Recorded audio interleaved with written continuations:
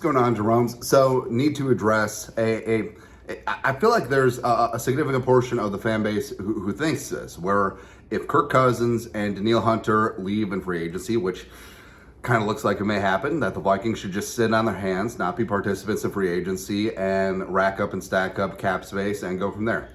That's the complete antithesis of what they should be doing. Like, the Vikings right now have around between 36 or 40 million in cap space, depending where you look. And the Vikings, like we outlined earlier today, the Vikings can find ways to clear up even more cap space, potentially up to at least $70 million. Now, they should and could put that money to work, because I understand the think is like, oh, okay, not signing Kirk, not signing Danielle, stop kicking the can down the road.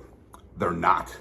If they don't sign Kirk and they don't sign Danielle, it's the opposite of kicking the can down the road. They're taking their lumps this year with the void year dead cap hits of around 50 million total with Kirk and Danielle and Marcus Davenport, and then they're free and clear, baby. That's right. So Kwesi deserves criticism, but he deserves a lot of credit with Rob Brzezinski for cleaning up the Vikings cap situation.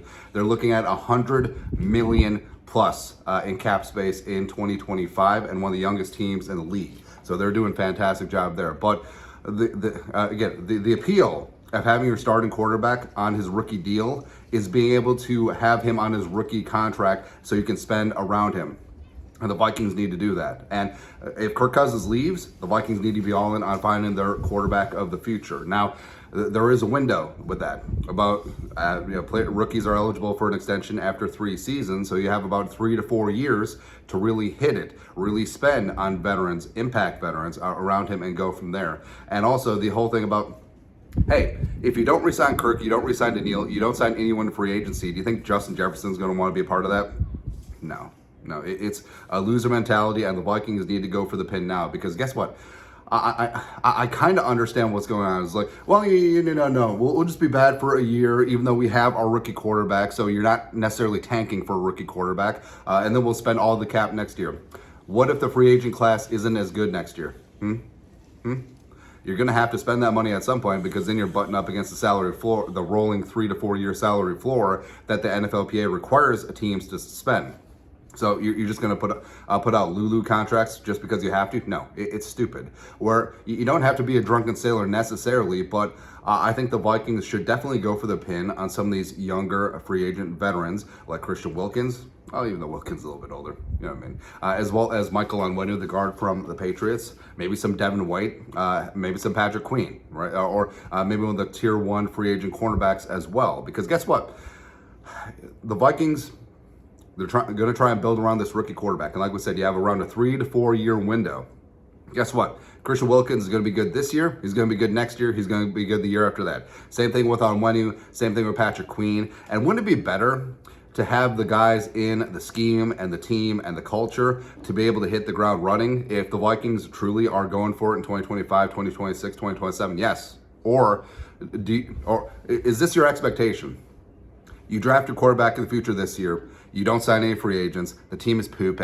And then you move on. And guess what? Hey, if you traded up future first round picks for J.J. McCarthy or Jaden Daniels or Drake May or whoever, and then you just field a bad team and then you're giving away a high draft pick, that's literally the Carolina Panthers plan. It's stupid. It's ridiculous. But no, build a bully now, because were you supposed to just bring in all these street free agents and all of a sudden they're going to be a good team?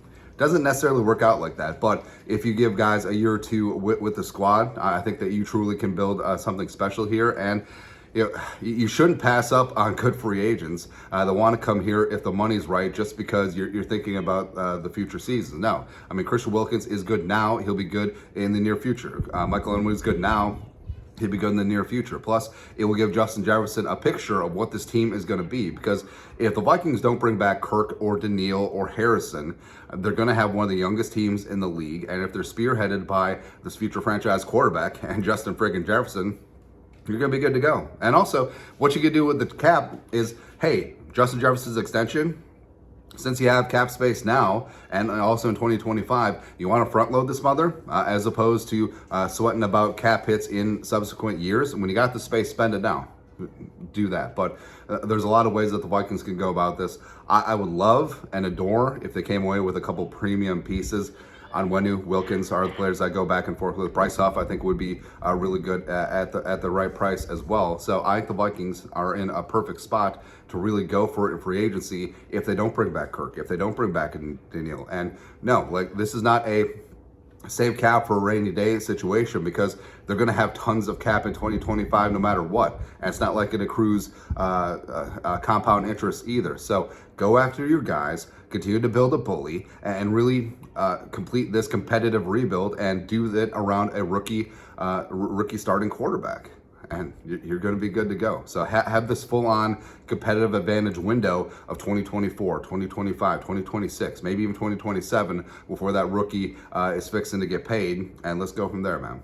You know what to do. Anyways, that's it. Raw Real Rant. Spend the cap. That's all. Skull, no production value.